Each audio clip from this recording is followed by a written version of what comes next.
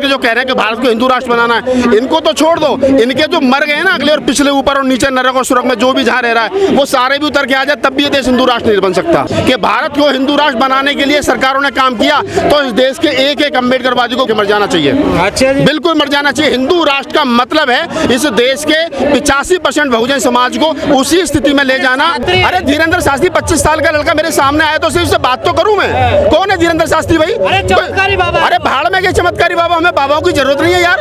तुम कैसी बात करो? कौन से बाबा, काहे के बाबा? जो बाबा साहब डॉक्टर अम्बेडकर ने कहा है कि ये भारत के संविधान पर जब जब आक्रमण होगा तो पहला ही वाक्य है, we the people of India, हम भारत के लोग इसको बचाएंगे। और ये सुन लो, और ये जितने लोग घूम रहे हैं ना, जो कह रहे हैं कि हम भारत को हिंदू राष्ट्र बनाएंगे, जो कह रहे हैं कि हम भारत को एक रंग में रंग देंगे, जो कह रहे हैं भारत को हम मनुस्मृति के आधार पर चलाएंगे, एक दिन वो होगा कि ये आगे आगे होंगे और ये अम्बेडकरवादी लठ लेकर के पीछे पीछे होंगे।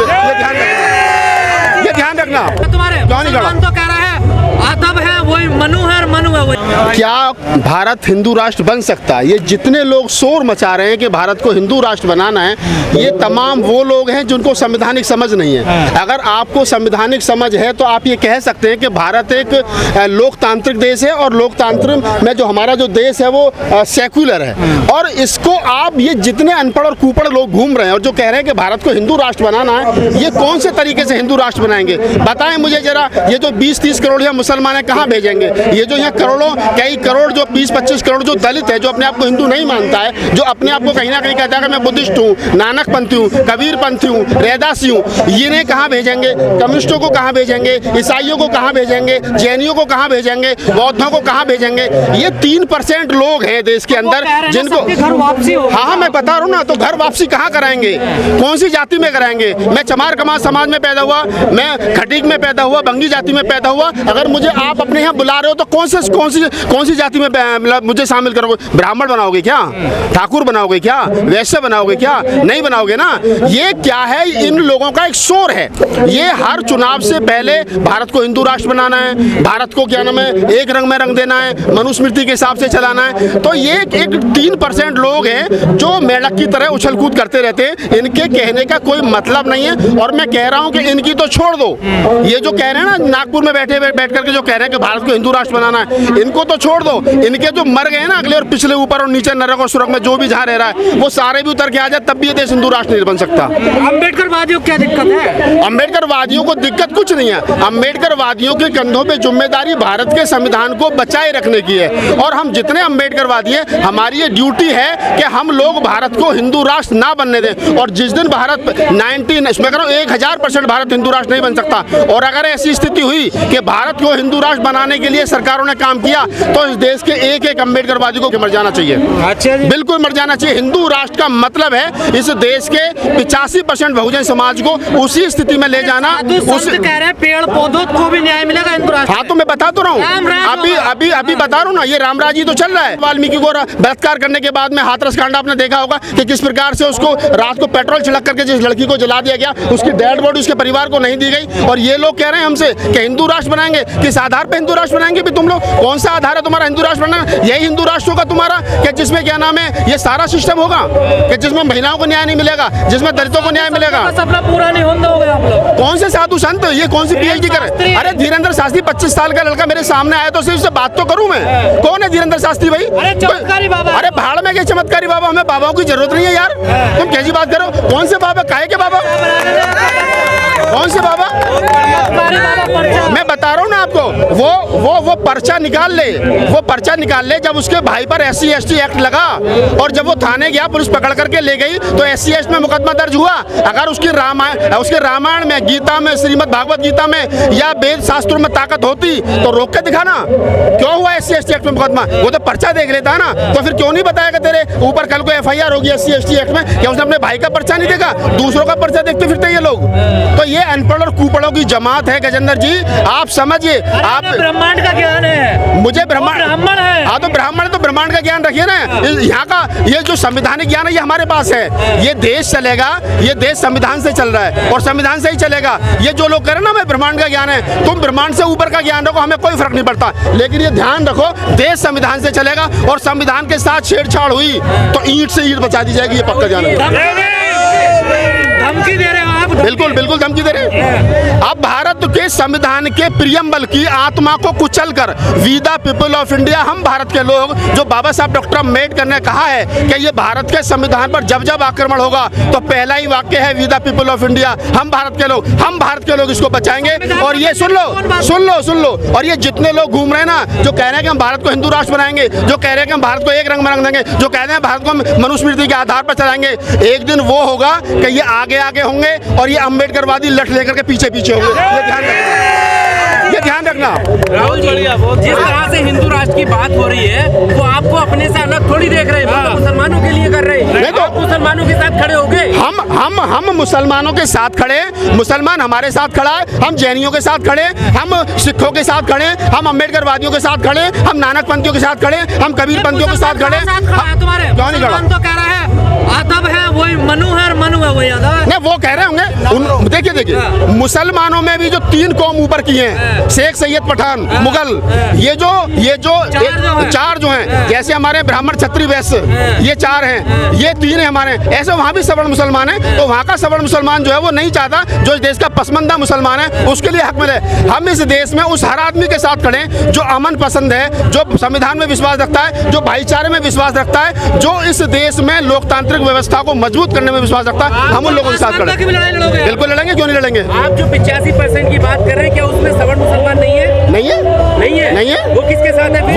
वो तो जाकर के योगी और मोदी जी के साथ में सेल्फी ले रहा है। वो तो नागपुर में जाकर के नागपुर के आरएसएस के कार्यालय पर बैठ करके चाय पी रहा है भागवत के साथ में। तो सवर्ण मुसलमान को आप कैसे गिन सकते हो? जो सवर्ण मुसलमान है उनके यहाँ तो हिंदू सवर्णों की रिश्तेदारियां हैं। आप मुझे बता दीजिए शहनवाज राणा कौन है, आप मुझे बता दीजिए जो मोहसिन रजा कौन है। ये जितने बीजेपी में मुस्लिम नेता हैं ये सवर्ण नेता हैं, ये सवर्ण मुस्लिम है। आप समझिए, उनको मुसलमानों से दिक्कत नहीं है, लेकिन हो सवर्ण मुसलमान हो, पसमंदा मुसलमान ना हो। दिक्कत पसमंदा मुसलमान से, दिक्कत दलित से है, पिछड़ों से, आदिवासियों से, उन तमाम लोगों से दिक्कत है, जिसको मैं 85% कहता हूँ। और अब तो मैं 85% भी नहीं कह रहा, अब तो मैं 97% कह रहा हूँ। इसमें झगड़ा सिर्फ 3% लोगों से है, और ये 3% लोग जो अपने आप को ब्राह्मण कहते हैं, ये नहीं चाहते इस देश के अंदर अमन हो। ये सबको आपस में ब्राह्मण है, बिल्कुल है, क्यों नहीं है? कौन है ये जो मैंने बताया आपको? देखिए, मैं मुसलमानों के बारे में सिर्फ इतना कह सकता हूँ कि मुसलमान एक अच्छी, मतलब जो मुसलमानों के बारे में ये कहा जा सकता है कि मुसलमान,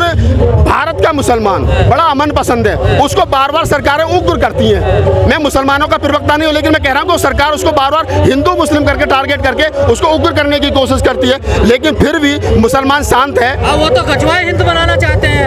अब वो बनाएंगे, देखेंगे। अगर आप कह रहे हैं वो अमन पसंद लोग, देखिए मैं ये कह रहा हूँ कि अगर हिंद कौन बनाना, मैं कह रहा हूँ कौन से हैं जो लोग, ये कौन से लोग जो गजवाई हिंद बनाना चाहते हैं, आप जांच करो ना, कौन से लोग हैं, इनकी लिस्ट बनाओ ना, कौन से लोग हैं। आप सिर्फ इतना ध्यान रखो गजेंद्र जी, आप और हम यहीं रहेंगे। ये मुल्क, इसका लोकतंत्र, इस देश के संविधान को बचाए रखने की जिम्मेदारी उन तमाम लोगों की है जो डॉक्टर अम्बेडकर को पसंद करते हैं और जो अम्बेडकरवादी है। और वैसे जगह पे बोल रहा हूँ खड़ा होकर, मेरे लिए ऑनर की बात है, सम्मान की बात है कि जहाँ कभी बाबा साहब ने भाषण दिया था। 1952 या 53 की बात है, मैंने पढ़ा है। और यहाँ मेरठ कॉलेज के छात्रों से भी उन्होंने मुलाकात की थी। और जब मैं पिछली बार आया था तो जाटव गेट पे बाबा साहब की अस्थियाँ रखी हुई है, उस पर भी हमने वीडियो बनाया था। मैं इतिहास का छात्र हूँ, एक्टिविस्ट हूँ, तो मेरी खोजी नज़र इतिहास से जुड़े हुए पहलुओं पर हर समय रहती है, क्योंकि हम सब पढ़ते हैं कि जो इतिहास नहीं जानता वो समाज गुलाम होता है, लेकिन समाज में हमारा इतिहासकार ही नहीं है। इतिहासकार कोई बनना भी नहीं चाहता है, क्योंकि रिसर्चर और शोधार्थी बनने के लिए 20 से 25 साल कमर और कुर्सी को एक करना पड़ता है, तब जाके वो बात निकलती है। यहाँ मैगी टाइप नहीं है, चट 2 मिनट में कुछ नहीं होता है, सदियाँ गुजर जाती है प्रोफेशनल हिस्टोरियन और रिसर्चर बनाने में। बहरहाल मैं अपने जीवन में हर समय बैक बेंचर रहा हूँ, मतलब पीछे बैठने वाला। कहाँ गए बंदे जी? और मुझे उसमें कोई ये नहीं, मुझे मज़ा आता है। और मैं जब किसी भी प्रोग्राम में जाता हूँ तो एज ए एक्टिविस्ट, आम आदमी, आम इंसान, जब अगर 2 घंटा बैठाएंगे मुझे मंच पर, तो मुझे लगता है कि मुझे सज़ा मिली है। तो उससे बेहतर है मैं लोगों से मिलना जुलना बातचीत करना ज़्यादा मुझे अच्छा लगता है। लोगों से मिलता जुलता हूँ। बैठा के चुपचाप बैठा के एक पानी का बोतल देंगे 2 घंटा बैठाए रहेंगे, उससे बढ़िया है दोस्तों से भाइयों से मिलूँ, इधर माताएं बहनों से मिलूँ, बातचीत करूँ। लेकिन चलिए अच्छी बात है, हमारे समाज में बहुत दिनों से लोगों को सामने बैठने नहीं दिया गया, तो कम से कम ये आदत तो पड़ी कि बैठ गए, सम्मान नहीं मिला, इसलिए सम्मान में 2 घंटे लगते हैं, लेकिन मैं सम्मान से उब गया। इस सम्मान में तकरीबन 2-2.5 घंटे लग जाते हैं और उसमें इतने सारे महत्वपूर्ण वक्ता हैं, मतलब 10 मिनट भी बोलेंगे तो मुझे लगता है 5-6 घंटे तो ऐसे ही हो जाएंगे। इसको शॉर्ट किया जाए, मैं जहाँ भी जा रहा हूँ बोल रहा हूँ, शॉर्ट किया जाए, एक आदमी का सम्मान कर दे काफ़ी। तो चलिए कम से कम मंच पे इतने सारे लोग हैं, मैं चाहता हूँ कि इतने सारे लोग विधानसभाओं में, पार्लियामेंट में दिखे, विश्वविद्यालयों में दिखे, मीडिया घरानों में दिखे, प्रोफेशनल वर्ल्ड में दिखे, हर जगह दिखे। खाली हुक्मरान का नारा देने से कुछ नहीं होने वाला है, बहुत सारे और सारे काम है जिसको होना है। कोई बात नहीं करूंगा, ये परिवर्तन वो परिवर्तन, यहां क्रांति कर दो। छोटे छोटे अनुरोध करता हूं आप बहुजन समाज के लोगों से। बहुजन यूनिटी एक विषय है, ये जितने भी कार्यक्रम हो रहे हैं, मुझे इनके पीछे पृष्ठभूमि में वजह लगती है बहुजन एकता। तो मैं इसी बहुजन एकता पर बात करूंगा कि आएगी कैसे। अगर इन मंचों से इस बात को इस तौर पे समझिएगा कि एक बहुजन बोल रहा है, अगर किसी और दिशा में ले गए तो फिर आप आलोचना करते रहेंगे।